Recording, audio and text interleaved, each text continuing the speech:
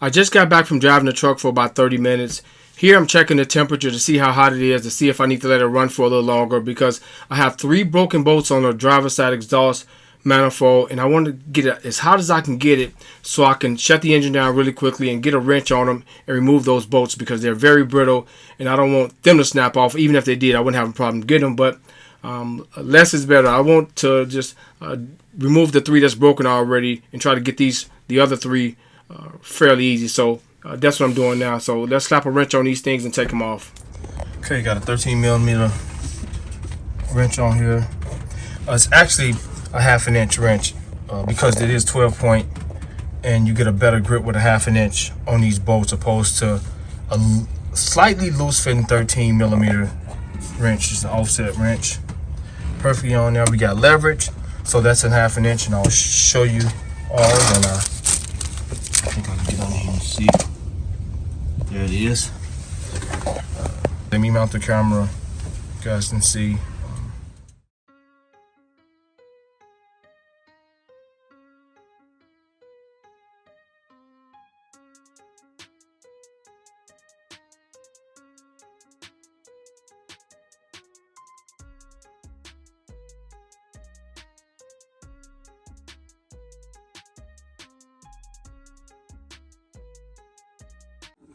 The next thing I'm going to do off camera, since I am about to remove the flywheel in this vehicle, I'm going to drop the exhaust.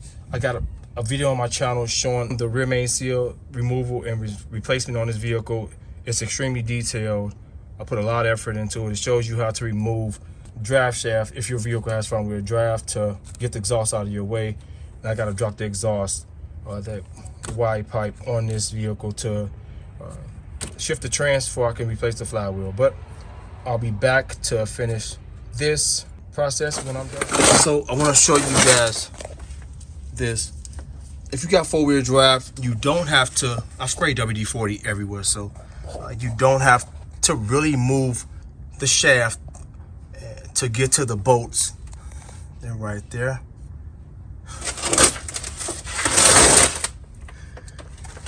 You can go straight forward pretty much here for this first bolt. And those require a swivel, like so.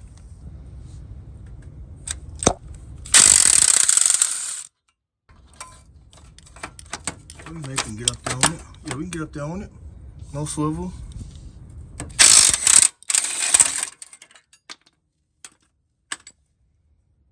Okay, both manifolds are here. They sent me this one and told me it'll work no matter what. Although it has these 2 studs sticking out with nuts on them for a different application. But as long as it doesn't affect the valve covers from coming off in the event I have to replace the gaskets, this is fine. I got them here now. Everything else is the same. This is supposed to be a better made product. The other than the bottom of the box. Gasket, new studs, bolts. Works here. Plenty of anti-seize. New hardware for mounting these guys. So we're gonna take the other one off. Let me show you where I'm at, and then I'll come back here real quick. I wasn't gonna touch this side, but I got both of them. They sent me both. I'm gonna replace it. And I'm probably gonna just shoot a video for it as well. As you guys can see, the transmission is hanging. Got it kind of blocked up here right now because they sent me the wrong flywheel. Let me show you guys. And that's gonna be in a separate video, so be on the lookout for that. Let me get some light over here. They sent me the wrong flywheel. They sent me this flywheel. The flywheel video may be out already, or if it's not out on my channel, it'll be out. I think you guys should check it out. A lot of good information there, so just want to note that.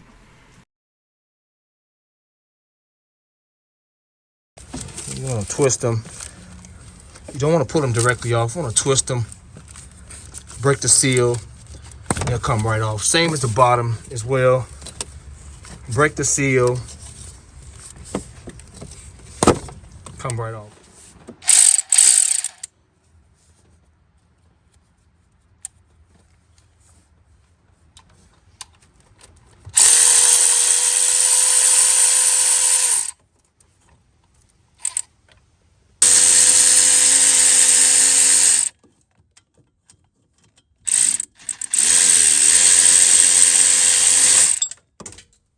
that gasket is shot because due to the broken bolts, the manifold was seeping. So of course it's gonna blow the gasket out.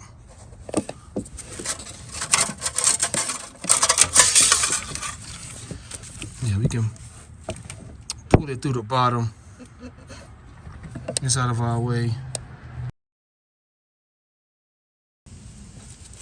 If you get a crack in the porcelain part of that spark plug, just a crack, you're gonna get a misfire. I'm talking about a hairline crack. It's gonna misfire bad. So inspecting, that's just dirt from our scholar. So I should be able to pull it off this way.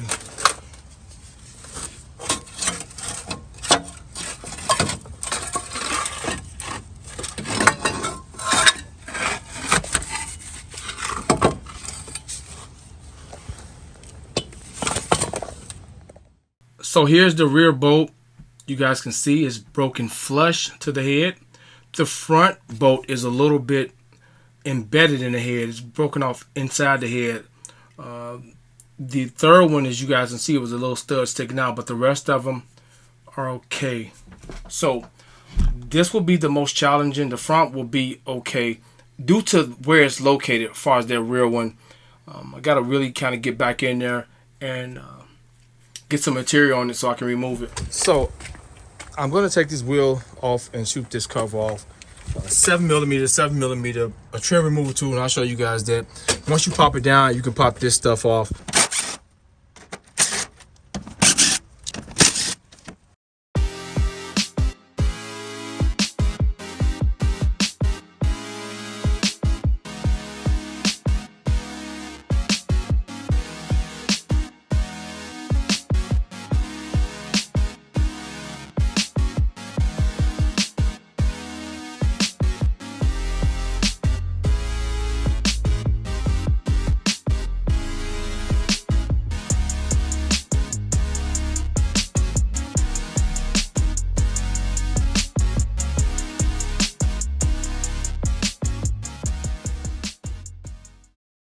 So here's a look at that front broken bolt and how it's actually embedded in the head.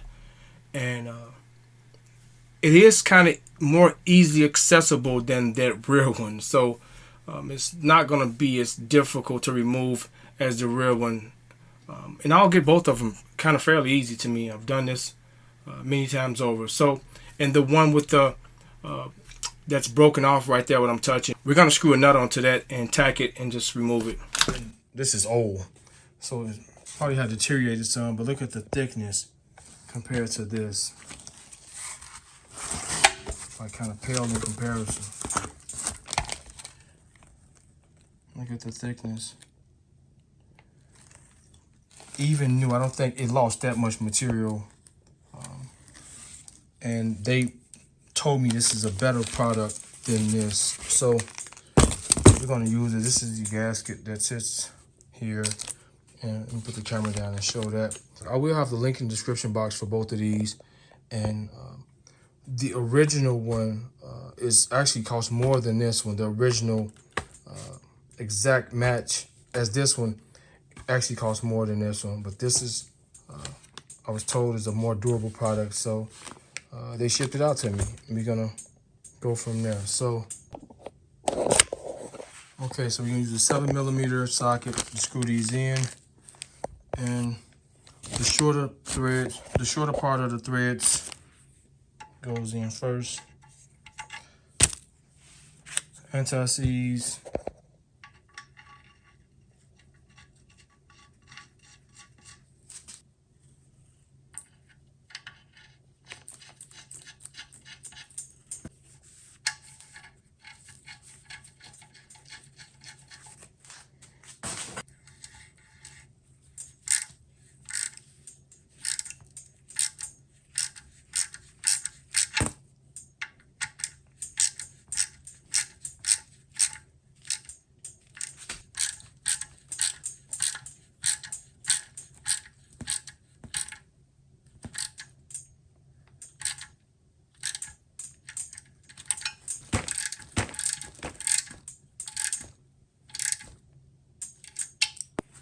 Okay.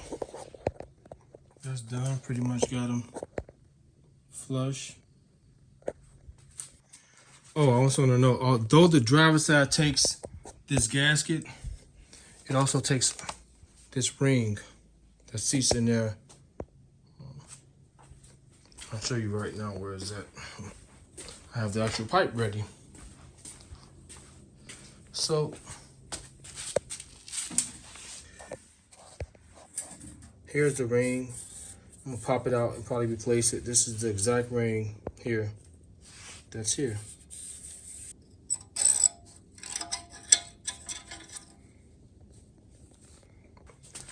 Definitely flatter than a new one.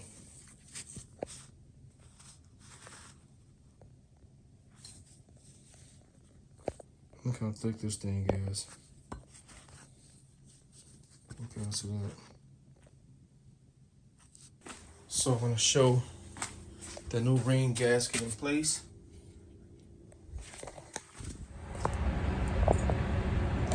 Got a good view of everything. Make another one. Get more light in here. And let's get these boys out of here.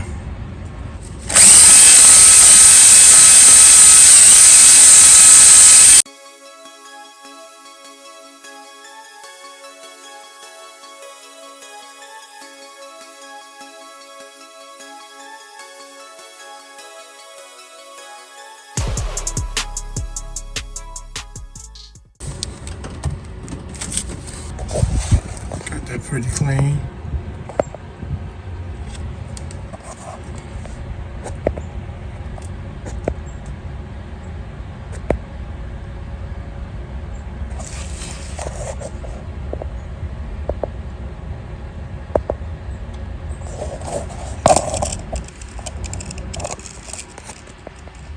Alright guys, although it's sunny outside and nice, blue skies, it's about 30 degrees today. So pretty chilly.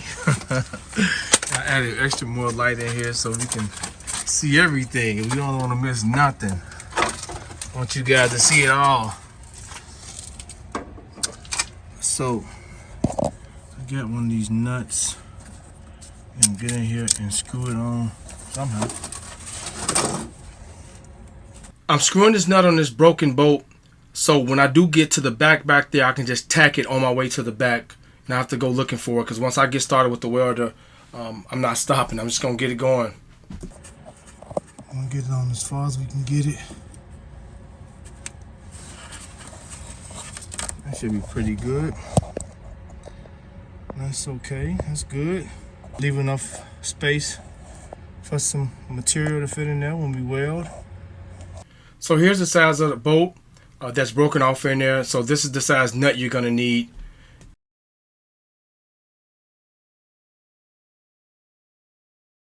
The very best way to remove these broken bolts and these heads, and even if they're flush or even if they're embedded like this one, is make sure it's clean. Make sure the surface is clean. I use that wire wheel. You can use a wire brush, but make sure it's very clean and have a good grind. I'll show you where I'm grinding at. You kind of can see it peeking out over there. It's grinding on one of the head bolts.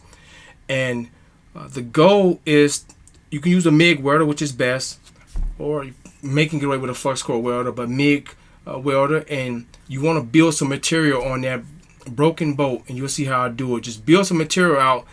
Once you get enough material bulging out, you can tack a bolt on it, and it's going to work almost every time. I've never been unsuccessful with doing this. You guys can see how I'm building it out. I'm just taking my time as I build it out, just getting enough out to get a nut on it and weld that nut on there, and it's going to come out easily. And also that heat is penetrating within that head, and it's any corrosion or rust that's in there holding that bolt is going to come right out.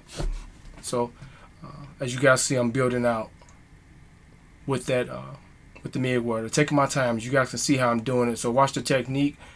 And got enough material right now to get something on it, and let's get a nut on it and get this broken bolt out.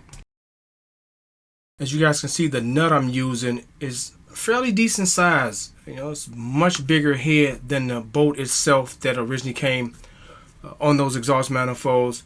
And the reason being for that is I want to get a lot of material in there, so I won't have any problem with that nut ringing off on the material that's there. So I get a lot of material in it, and it's gonna come off.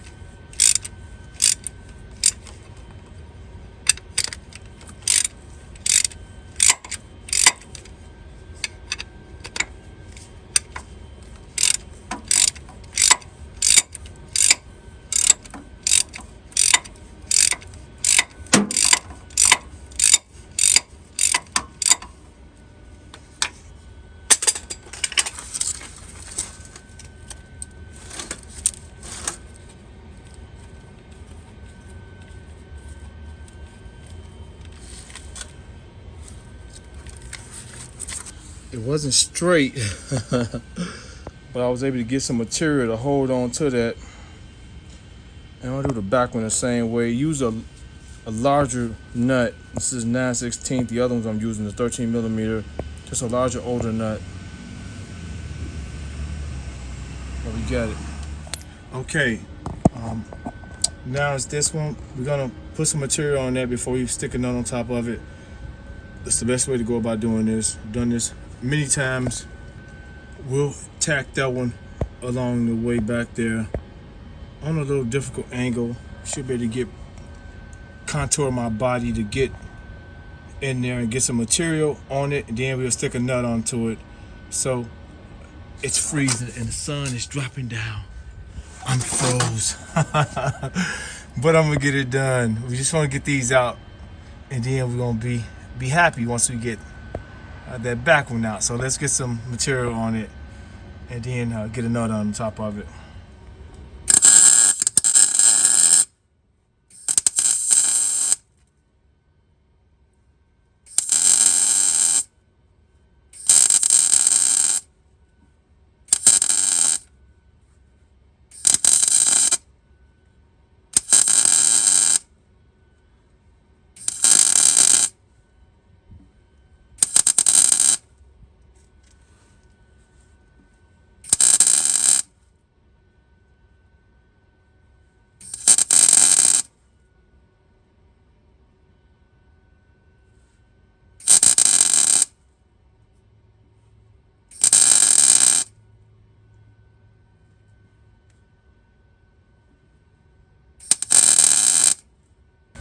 By the way, since the exhaust is not in my way, I'm coming up through the bottom here with the gun. I got a perfect angle. However, if the exhaust wasn't off, if I didn't remove the exhaust, because I am doing a flywheel on this, I will have ample enough room to get through here. I may won't have a great angle like I got there, but I will be able to get it up. Even if the exhaust is on here, guys, the exhaust will be dropped some, be lowered some due to the manifold being off. So you will have some clearance to get that off. And let's get a nut on there. I think I got some decent material on there.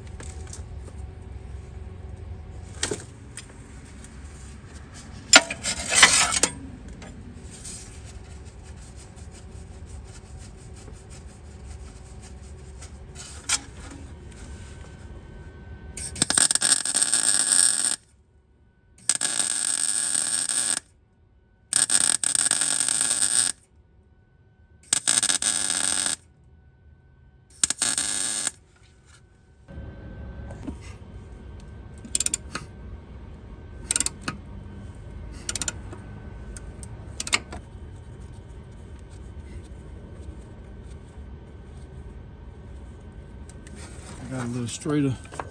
Well, we knew this was gonna come off decent. Oh, by the way, this is the weld I'm using. I want to note, you don't need an expensive welder to do this job. You're saving money by doing it yourself anyway. You can go to Amazon. Here's the cheap welder. They got some fairly decent reviews, and it's very inexpensive, and it'll allow you to tackle this job since you're saving money by doing it yourself. So I just want to show you all this, and hope you found it helpful. All right, let's get a couple bolts started. Let's fish this up here.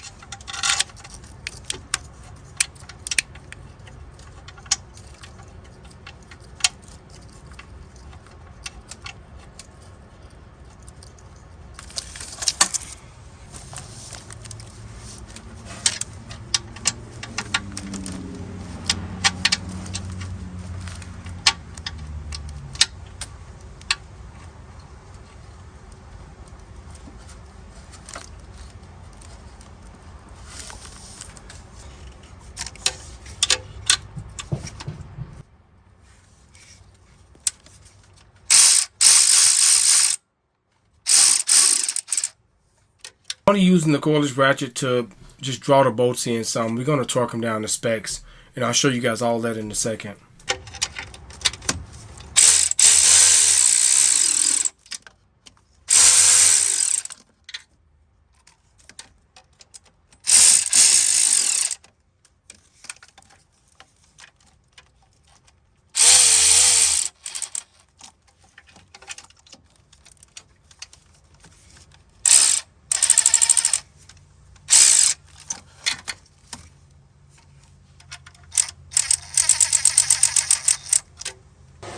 Okay, so here's the book for the V8 and how to remove the manifold, but we don't need this for that.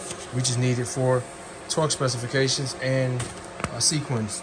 It tells you to work from the center to the ends when tightening the bolts, and you have to torque them down in 2 steps. Let's go to the torque specs.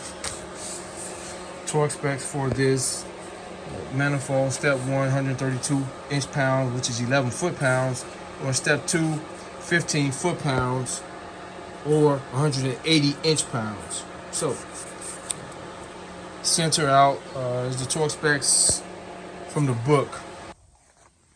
Okay, got this one set at 132 inch-pounds.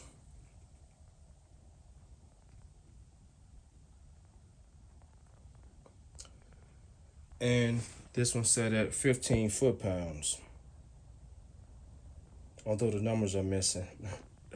That's a 6. So we have 15 foot-pounds for that one. So I can make this go quicker. Before we torque them down, I also want to note, much easier to come from the top.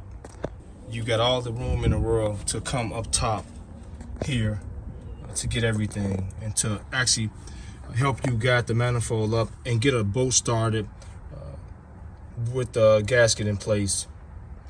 Very, very easy to do it this way. I'm torquing them down right now in the first step, but I forgot to say that those new bolts are 12 millimeters. So make note of that. They're 12 millimeter, and there's some grade 8 bolts, very strong bolts. And every one of them I didn't show, but if you pause and look at the tip of those bolts, every single bolt has anti-seize on it. Very important for me.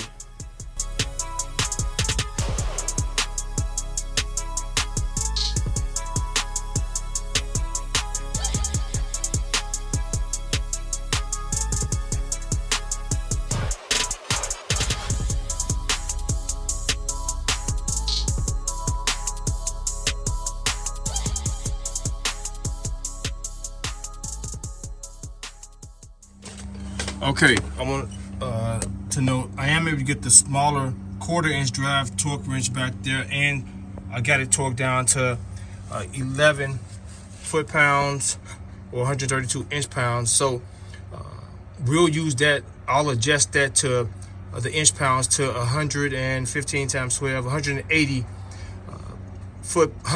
inch-pounds. We'll adjust that to, so we can get that back bolt, opposed to using the big drive to torque the back one down, because there really isn't any space back there. So I'll convert that to 180 inch-pounds, and we'll get that torqued perfectly correctly as well. So now that we all torqued down to 11 foot-pounds, let's do the final step, and we'll be all good.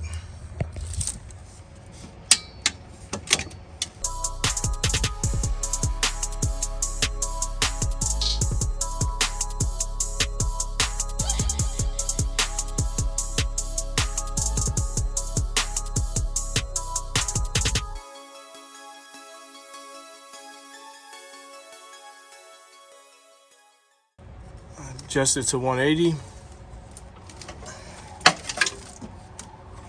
It's a wrap. Done. Perfectly installed. Nice. In closing, before installing the spark plugs wires back, you want to use some dielectric grease. I'll put a little bit here in the boot, and although you can't reach down here, try to get a dab on that spark plug so it allows the boot to come off easily at all times. So we'll use some of this. So the next video, passenger side, and check out the update I'm going to do for the rear main seal on these LS engines. I know them pretty well. So hope you found this video helpful. Thank you so much for watching. Terrence and I'm out. Super quiet.